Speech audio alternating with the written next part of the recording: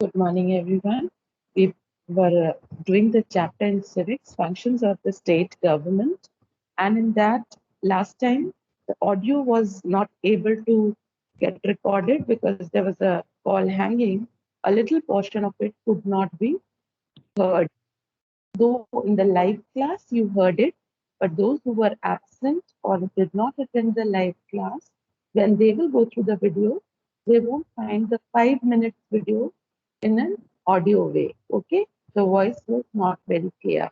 So I will quickly take up what we covered in those 5 minutes, where we talked of powers and duties of the state legislature. Now, the powers and functions of the state legislature, they are just more or less same as those of the parliament. That means in the parliament, in the center, we have the same way of functioning. Okay.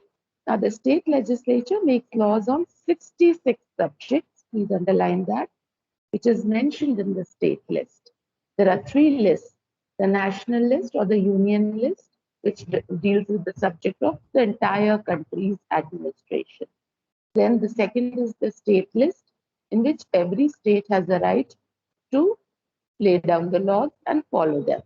Concurrent list is the third list, which deals with the subject in which both the state as well as the center can interfere while making the law. So here they are telling you that in the state list, they have 66 subjects to deal with. Now, it can enact laws on nearly 47 included in the Constitution concurrent list. So, total 47 laws or the list of subjects they deal in the concurrent list, in which even they can give their opinion and make the law. But if a law passed by the state legislature, it runs counter to a law passed by the union parliament, then the central law prevails. That means if any law which is being asked to be followed in a state, if it is not abiding by the country's law, then the union list will act. The concurrent list subject, the state will not have the right over it. Okay, the central government will take over the right. Now, in addition to the above legislative functions, the state legislature have to perform various non-legislative functions also. That means other than lawmaking, there are certain non-lawmaking activities which it takes. Now, different members of the state legislature can ask questions, and the same are to be answered by the Council of Ministers. So members of the state legislature, they can ask the questions from the government which is formed, the ruling government. They can be asked questions also from the Council of Ministers. Okay, they can move a vote of no confidence against the government. Now, if there is any discrepancy, if there is any doubt in the working of the state government, then a no confidence motion is passed. Underline the word no confidence motion. That tells us in great detail that there is no confidence in the government's working, and that is why no confidence motion is passed. They can also move adjournment motions and censure motions against the Council of Ministers. These are two other laws which work against the Council of Ministers if they do not work for the welfare of the state. And if they are appointed and yet they are not working for the welfare of the state, these are the other few motions which could be passed by the state legislature. Now, but there are certain limitations. Now, what are these limitations? The makers of the Indian Constitution wanted that the unity of the country should be no way be subject to any chance. Therefore, a provision has been made in the Constitution that if the governor feels that a law passed by the state legislature may prove detrimental to the national unity or is against the larger interest of the country, he can withhold his assent to such a bill and send it to the parliament, president, for his approval. Now, in case government is working and whatever law it is passing, if the governor thinks that this law, if passed, will not help the country in any way, and it could rather harm the country's working, the unity and integrity of the country is a doubt. In that case, sorry, the governor can withhold his signatures. He will not sign on the bill so that it doesn't become a law in that state. And what he can do else is he can ask the president's approval for it. He can send that law or bill to the president to see it. And if president also finds it like that, he can refuse from signing. Okay. If the president rejects it, it is regarded as dead once for all. Okay. This position applies to all the subjects of the state list as well as of the concurrent list. So if there is any problem in the working, then the governor objects. Then if the governor feels that this is to be discussed, he discusses it with the president. And once the president refuses to sign, that cannot become a law. Okay, so these are the limitations. Now we talk of the position of legislative assembly, that is the lower house. What is the position? Let us see. The position of the legislative assembly is very strong. It enjoys all legislative powers of the state. If there is a legislative council also, it is very weak in comparison to legislative assembly. It has control over the legislature and also on the state executive. So as I told you, state legislative assembly, that is the lower house, is all in all powerful. The chief minister and council of ministers are from the lower house. Okay, that means they are the ones who are forming the government. So obviously, every state has a lower house. Remember, unicameral and bicameral, but in some states only there is presence of the upper house. Okay, so in that, taking that into consideration, we know it very clearly. The upper house is also known as legislative council. Now, legislative council is not as powerful as compared to legislative assembly. Now, then we talked of relations between legislative assembly, that is Vidhan Sabha, and legislative council, that is Vidhan Parishad. What is the relation? Let us see. Number one, the legislative assembly is essential for a state, while legislative council is optional.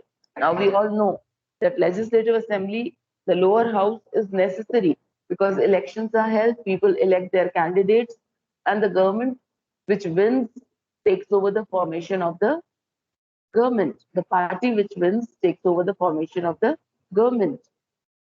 So obviously, legislative assembly plays a very essential role as compared to legislative council, which is optional. Okay. Number two, in matters of exercising control over the state executive, the legislative council has only formal powers and has little authority in toppling the government. So now, when we talk of the state executive, executive is the law implementing body. Now, the lower house has all control over this, and the upper house has least of the control over it. Okay. Then third point, an ordinary bill can be introduced in the legislative council, but a money bill cannot be introduced in the legislative council. That means the upper house can, okay, if they find in the upper house that there are certain points which need to be talked of, they can give a suggestion through a bill. Bill is nothing but a law, a written document telling what they want to do. Once the law is signed, once the bill is signed, the document is signed, then it becomes a law. Okay. So now they can pass any ordinary bill, but they cannot pass any financial, money related bill. They cannot. Okay. For that, they need legislative assembly, that is the lower house. The legislative council can deny a bill or for some time, but it cannot withhold the bill permanently. Now, at times when legislative assembly, that means the lower house or the Vidhan Sabha, if it decides a certain issue and it makes a written document that is called a bill, if it gives a bill and gives it to the upper house to check and to verify, if they don't find it good enough, they still can't do anything. They can show their protest. They can show that, yes, we do not agree with what you have written, but yes, they cannot stop the bill. It is only the governor or the president who can withhold the bill from becoming an act or a law. Okay. Now today, fresh heading we talk of is the state executive. That means the state legislature was the law making body. State executive means law implementing body. Laws, they have to be implemented. Supposing in a class, I make a law. So I'm the state legislature. Now I made a law that all have to be present for the online classes. Now this is a law. I'm the legislature. Now in the class, how will I know that whether all are attending the classes? So for that, maybe I appointed two children to keep a check on those who are attending the classes and those who are not. So those are the two who work as executives. They see whether the laws are being implemented or not. And then the judiciary may be our principal. It is he who decides which child to be punished for not attending the class, which child not to be punished for not attending the class. Supposing the child is ill, it is it is the judiciary, or here in this case, it is the principal who will decide that whether he should attend because he was ill. So should he be punished? No, he shouldn't be. Okay, so these are three organs: state legislature, state executive, and state judiciary. So we talk of state executive. Now, the state executive consists of the governor, the chief minister, and the council of ministers. These underline these bodies, these people who make the state executive. It is the governor, then the chief minister, and his council of ministers. That means those ministers who give him advice and hold a position for certain departments. Okay, there could be education minister, transport minister, communications minister, tourism minister. So looking after the various departments. Those are the council of ministers. The structure of a state executive is similar to that of union executive. Union means the central executive. Okay. Now, in the state executive, the head is the governor. And in the central executive, it is the president who's the head. So let's see. In the state, the governor is the nominal head of the state executive. He is appointed by the President of India for a term of 5 years. Please underline this, 5 years. But he can be removed by the President on the advice of the Prime Minister. Please underline these facts. Now, the governor of any state, he is the head of the state, but he doesn't have all the powers. Why? Because all the powers lie in the hands of chief minister. Okay, no problem. Now, the president, he is the one who appoints the governor. Once the governor is appointed, he can work for 5 years. And a governor can be removed by the president when the prime minister gives him the advice to remove him. If prime minister finds him okay, the governor of that particular state can still keep on working. Okay. Now, eligibility of a governor.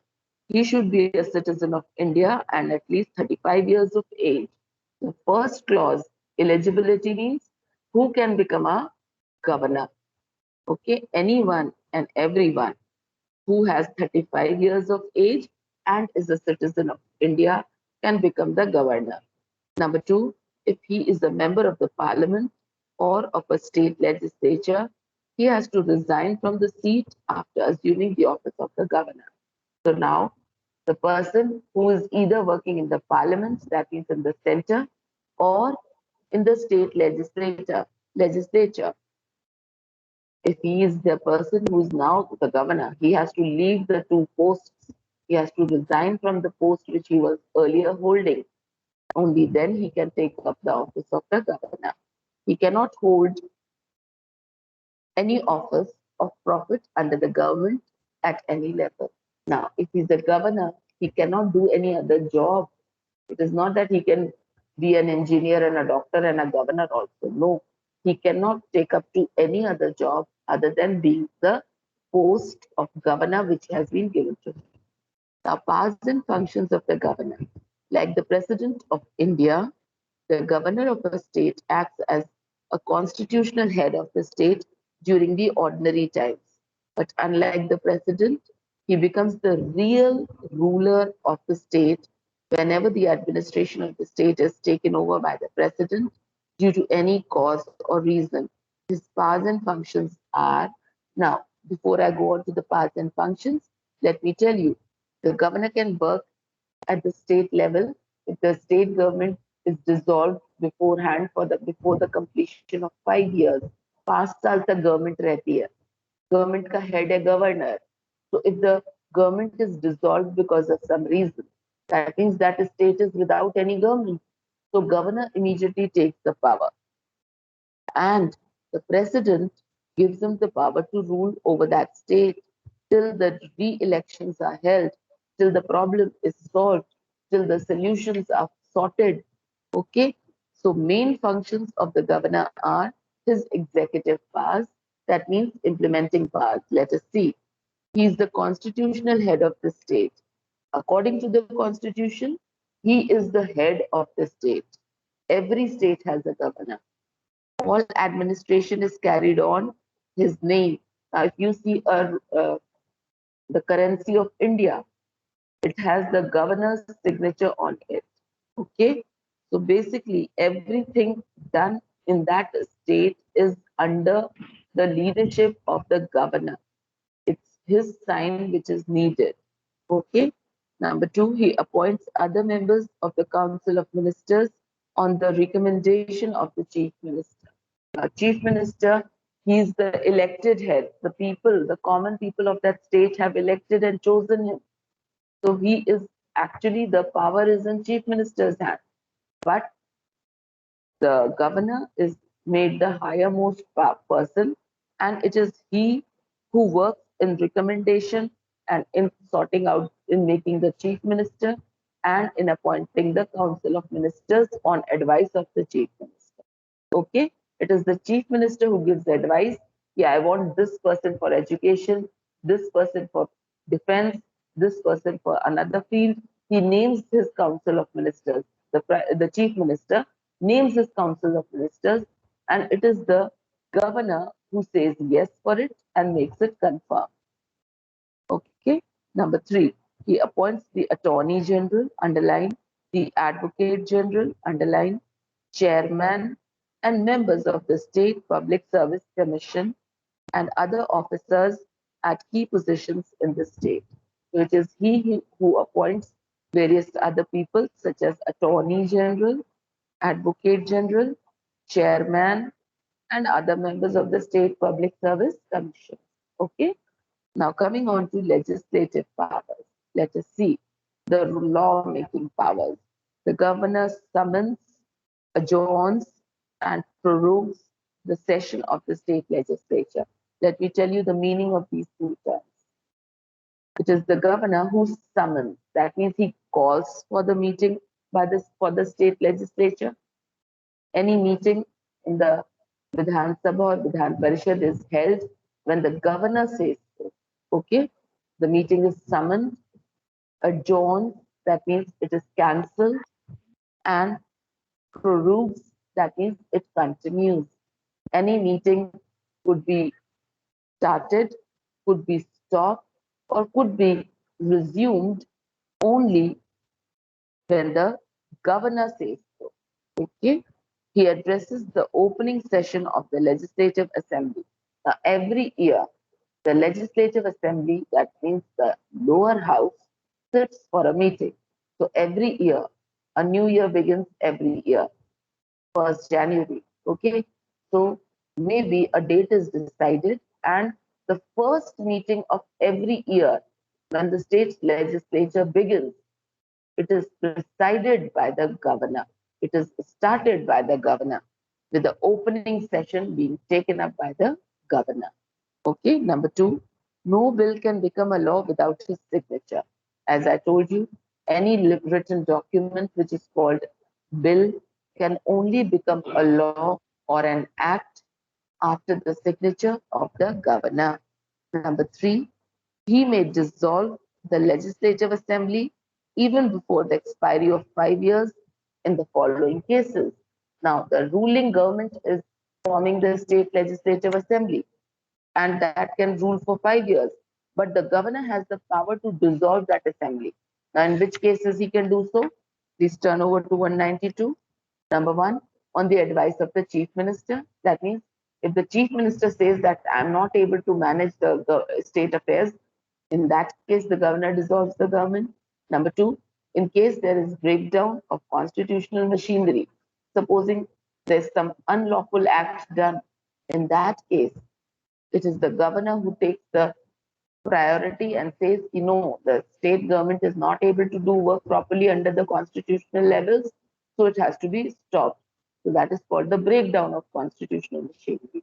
Number 3, as directed by the president. Now, if the president directs the governor that the state is suffering many losses, the state is not being efficient enough in its government undertaking, in that case, the governor takes up and dissolves the government. Now we talk of the other points. He can issue ordinances during the recess of the state legislatures. Ordinances are the various acts which are sent as a suggestion. Okay, he can give a suggestion to the state legislature. Such ordinances must be ratified by the state legislature within 6 weeks from the date of beginning of its next session, or they die of their own accord. So, whatever suggestion has been made, it should be looked by the state legislature within 6 weeks. That means a period of 1.5 months. It should be looked after. And if the state government feels it good enough, it can take the undertaking. Otherwise, it has to be left. Okay. Now, next is he causes the annual budget of the state to be presented in the Vidhan Sabha. No money bill can be introduced in the Vidhan Sabha without the prior approval of the governor. That means it is the governor who gives the approval for any money bill, for any financial condition which is to be imposed in that particular state, has to first undergo the eyes of the governor.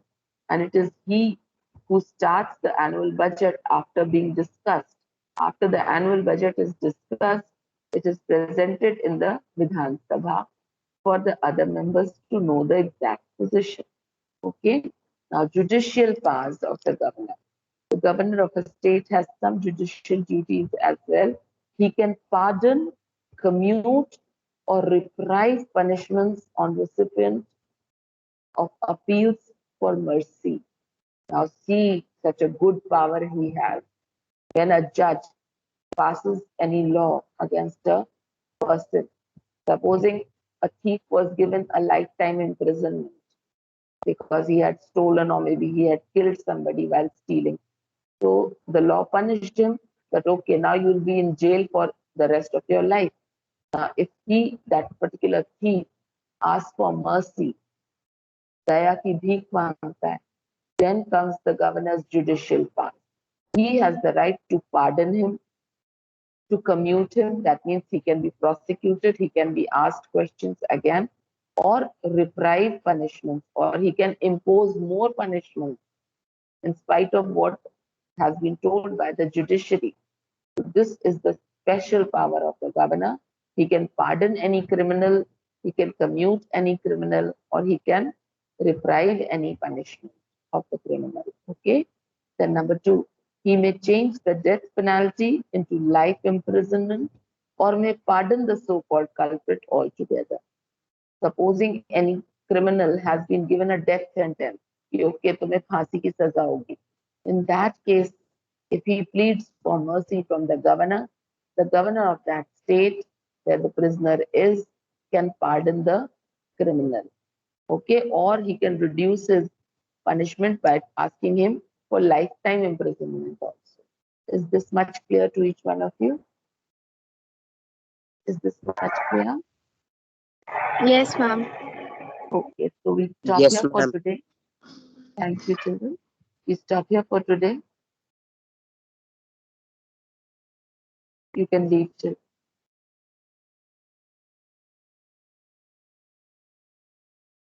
Thank you, ma'am. Bye, ma'am. Have a nice day, ma'am. Bye.